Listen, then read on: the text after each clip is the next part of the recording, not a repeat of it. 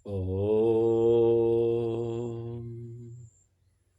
सहना भवतु सहनौ भुनक्तु सह वीर्यं करवावहै तेजस्विनावधीतमस्तु मा विद्विषावहै। ॐ शान्तिः शान्तिः शान्तिः। नमस्ते। आज हामी वास्तवमा यो वेद र यो जुन 4 वेदको भाष्य र भाष्य पढ्नुभन्दा पूर्व त्यसको भूमिका, यो वेदलाई, वेद त ज्ञान हो, वेदलाई जान्न कठिन त छैन तर सजिलो पनि होइन। कठिन किन छैन? कठिन यो कारणले पनि छैन कि जो वेदका मन्त्रहरू छन्, सारा ब्रह्माण्ड वेदको मन्त्रले नै बनेको छ। मन्त्रको अर्थ शब्द, बिना शब्द त मन्त्र बन्दैन। र शब्द अक्षरले बन्छ। अक्षर यस्तो वस्तु हो जो कहिले पनि नासिँदैन। अब यो सारा जगत देख्न त नाशवान छ, तर यसको मूल पदार्थ कहिले नासिन्न। जस्तो हामीले कुनै पनि गहना आदि बनाउँदा त्यसको मूल धातुलाई हामीले विभिन्न आकार दिन्छौँ, पछि फेरि त्यसलाई पिघलाएर हामी दोस्रो गहना आदि बनाउन सक्छौँ। भन्न खोजेको देखिएको र बनेका चिजहरू ती सत्य होइनन्, अर्थात् तिनीहरू असत हुन्। असत र सत, सतको अर्थ सदा नित्य, असतको अर्थ सदा नरहने, अर्थात् जसको जन्म र मृत्यु हुन्छ, अर्थात् त्यसको स्वरूपमा परिवर्तन आउँछ। र मिथ्या चिज यस्तो चिज हो जो छँदै छैन। अब हामी वेदमा हामी विद्याको कुरा गर्छौँ, ज्ञानको कुरा गर्छौँ, विज्ञानको कुरा गर्छौँ। वेदका मन्त्र त निश्चित नै छन्, तर अर्थलाई निश्चित गर्न सकिएको छैन। किनकि एउटै मन्त्रका हजारौँ अर्थ लाग्न सक्छन्, अर्थात् एउटै वेदका पनि हजारौँ शाखा छन्। हजारौँको अर्थ हजारभन्दा धेरै पनि हो। ती मन्त्रहरू जति छन्,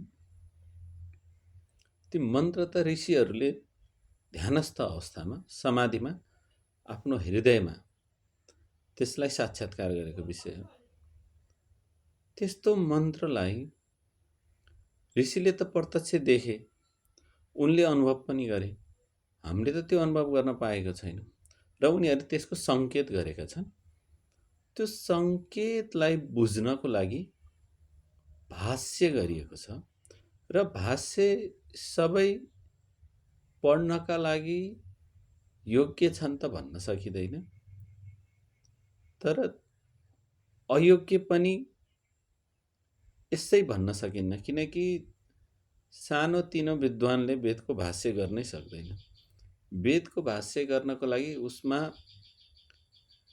शिक्षा, व्याकरण, निरुक्त, ब्राह्मण ग्रन्थ, विभिन्न कल्पसूत्र, छन्दशास्त्र लगायत अनेकन विधामा ऊ पारङ्गत हुनुपर्छ। त्यति हुँदा हुँदै पनि यदि उसको हृदयमा यदि पवित्रता छैन भने उसले जे दिन खोजेको छ त्यो दिन सक्दैन। जस्तो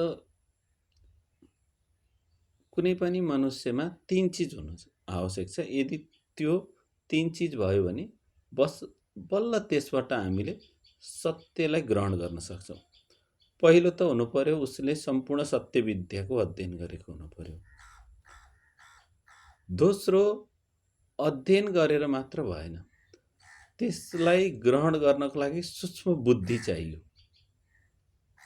अध्ययन पनि गर्यो, उसँग सूक्ष्म बुद्धि छ, त्यसलाई ग्रहण पनि गर्यो र यदि उसको हृदयमा पवित्रता छैन अथवा मनमा कुनै मलिनता छ भने उसले त्यो कुरालाई प्रकाश गर्न सक्दैन। जस्तो मलको अर्थ बिखारो, फोहोर हो। जस्तो सूर्यबाट आउने प्रकाशलाई आकाशमा कुनै बादल अथवा कुनै अन्य पदार्थ आयो भने त्यसलाई छेकिदिएर त्यसको प्रकाश यसरी सिधा धरतीमा जति आउनु पर्ने हो त्यति आउन नसकेको जस्तो यदि ऋषिले नै वेदको भाष्य गरेको हो भने त त्यो जे हुन पर्ने थियो त्यही नै जस्ताको त्यस्तै हामीसँग आउँछ। वास्तवमा हामीसँग त्यसलाई ग्रहण गर्ने क्षमता छ कि छैन भन्ने मात्र। यदि ऋषि भन्दा बेगर अन्य सामान्य विद्वानहरूबाट भएको हो भने त्यसमा धेरै या थोरै कमी कमजोरी रहन्छ। त्यसलाई एकदमै ध्यानपूर्वक र ज्ञानपूर्वक हामीले ग्रहण गर्नुपर्ने हुन्छ। यदि हामीसँग त्यसलाई केलाउन सक्ने क्षमता छैन भने जो ऋषिद्वारा भन्दा बाहेक अन्य विद्वानहरूद्वारा लेखिएको भाष्यबाट हामीले गलत चिज जान्न र बुझ्न सक्छौँ र त्यही कुरो समाजमा जान्छ र समाजमा यसले पछि ठुलो विकृतिको रूप लिन्छ। त्यसै कारणले वेद आदि शास्त्रलाई जान्नुभन्दा पहिला त्यसको ऋषिकृत भाष्य भूमिका पढ्न अत्यन्त जरुरी छ र हामी त्यसै क्रममा आज महर्षि दयानन्द सरस्वतीकृत ऋग्वेद आदि भाष्य भूमिका भन्ने एउटा पुस्तक छ, त्यो लिएर आएको छौँ। अब हामी अर्को दिनबाट यसलाई निरन्तरता दिन्छौँ। हस्त, धन्यवाद।